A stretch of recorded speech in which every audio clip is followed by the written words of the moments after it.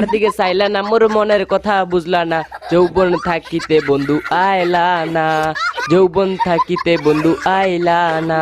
কি বলো, গানটা জোস না? এই জোস গানের লিরিক যে লিখছে তাকে তো অবশ্যই নোবেল দেওয়া দরকার। তোমরা কি আরেকটা জিনিস খেয়াল করছো, যেমন গান তেমন টিকটক ভিডিও, মানে একটার থেকে একটার কোনো কমতি নেই। গানটা যেমন জোস, ঠিক তাদের টিকটক ক্লিপসটা আর একটু বেশি জোস। ভাইরে ভাই, যে সাপটাই না দিল, এরকম সাপ যদি কোনো ফুটবলে দিত তাহলে আমি 100% নিশ্চিত ওই ফুটবলটা ফেটে যেত। তাহলে এই মেয়ের ফুটবল ফাটলো না কেন? এই মনটা একটু খোঁজ খবর নিয়ে দেখতো এই মেয়ের ফুটবল কি আসলে ঠিকঠাক মতো আছে কিনা। না ভাই, আমি একটু আগে ধরে দেখলাম যে ফুটবল ঠিকঠাক মতো আছে। তাহলে ফুটবলটা কেন ফাটলো না? ওই যে রাস্তাঘাটে পাবলিক টয়লেটের মধ্যে সবাইকে সিট দিতে দেয়, তো তাই সবাই সিট দিয়ে শক্ত করে ফেলছে, যার কারণে এত বড় একটা সিট খাওয়ার পরেও তার ফুটবল ফাটলো না।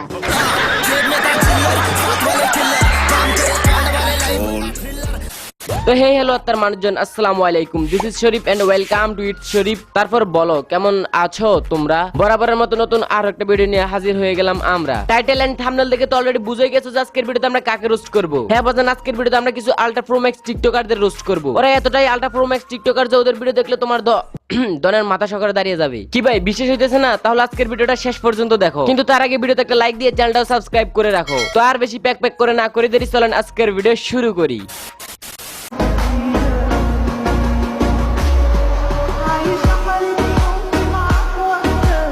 কিরে মাঙ্গের নাতিরা, আরো চিল্লে বল যে আমার সিনিয়র জিএফ লাগবে। এখন দেখছো সিনিয়র জিএফ এর আসল রূপ, ফাইবে তো এর সাগরে দিয়ে ডুব, নাকি কিছুক্ষণ সাঁতরানোর পরে বলবা তোমার বিশালতার মাঝে আমি একটুকুও পাইনি ঠাই। এজন্যই তো গুণীজ্ঞানীরা বলে যে অল্প বয়সে ফাঁকলে বাল, দুঃখ থাকে চিরকাল। এজন্য বলি, তোমার ইঞ্জিনে যতটুকু পাওয়ার তুমি ততটুকু বয়সী মেয়ে বিয়ে করো। এসব সিনিয়র জিএফ করে নাই তোমার কোনো কাম। চলো এখন দেখি ছেলে মেয়ের আকাম।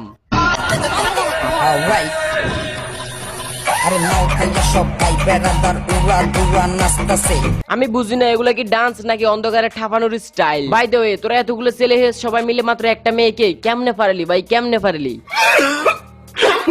হ্যাঁ ভাই, এগুলাই হলো টিকটকারদের ফুল পার্টি। ফুল পার্টির নামে এরা করতেছে অশ্লীলতা, নোংরামি। বাট ওদের ফ্যামিলিতে জানে মেয়ে আমার ট্যুরে গেছে, ট্যুরে। আফসোস, ফ্যামিলি হতে জানে না যে মেয়েটা ট্যুরে যাওয়ার নাম করে কি করতেছে। আসলে আমি কি বলবো, এখানে তো গার্ডিয়ানেরও দোষ আছে। প্রত্যেক গার্ডিয়ানদের উচিত তাদের মেয়ে বড় হলে মেয়েদের প্রতি কড়া নজর রাখা। সো সেট, যা আজকাল অধিকাংশ ফ্যামিলি করে না, আর যার কারণে তাদের ছেলে মেয়েদের এই অবস্থা।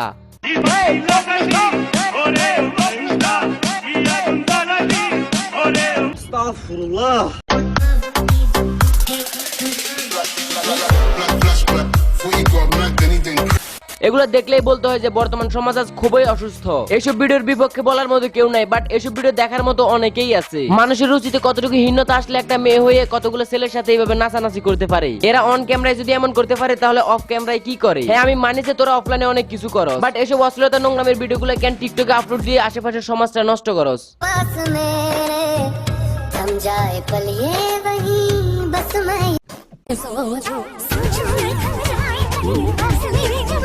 এই হে দুষ্টুরা, তোমাদের নজর কোথায়? অত্যার মারে বাপ, আমি কি বলতেছি, চোখের সামনে এত বড় বড় দুইটা ফুটবল থাকলে নজর কোথায় যাবে? হ্যাঁ ভাই, মানুষের নজর অবশ্যই ফুটবলে যাবে, এটাই স্বাভাবিক। কিন্তু আমার প্রশ্ন হলো, সে টিকটক ভিডিওটা করে কি বুঝাতে চাইলো? সে কি আসলে আমাদেরকে তার অনেক উন্নতি হয়েছে এটাই দেখাইতে চাইলো? আরে আরে আরে, এটা আমি বলি নাই, এটা ওদের কমেন্ট বক্সে পাবলিকই বলছে। কি ভাই, বিশেষ হইতেছে না? এই যে দেখেন, এক ভাই কমেন্ট করেছে 1 নাম্বার ডের ফুটবল। আমার কাছে কেন জানি মনে হয় এগুলো 1 নাম্বার ডের ফুটবলের থেকেও বড়।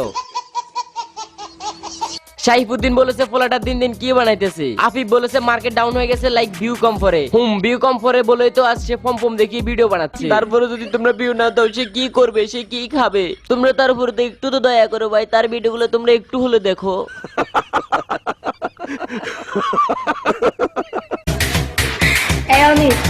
আমার পম্পমগুলা খাইয়া তারপর আমাকে ছেড়া দিলা।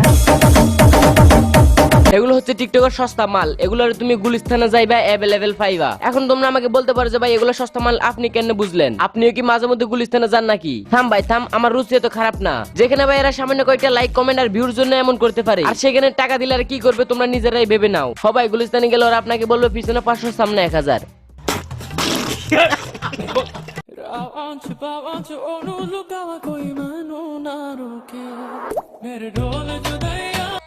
ভাবছিলাম আজকের ভিডিওটা অনেক লং করবো, ভাবছিলাম আজকের ভিডিওতে অনেক টিকটকারদের পিছন মারবো, কিন্তু দুঃখের বিষয় হলো এই ক্লিপটা দেখার পর আমি আর নিজেকে কন্ট্রোল করতে পারলাম না, যার কারণে আমি চলে গেলাম ওয়াশরুমে। আর হ্যাঁ, তোমরা কই যাবে না যাবে সেটা আমি জানি না, তবে ভিডিওতে একটা লাইক করে যেও।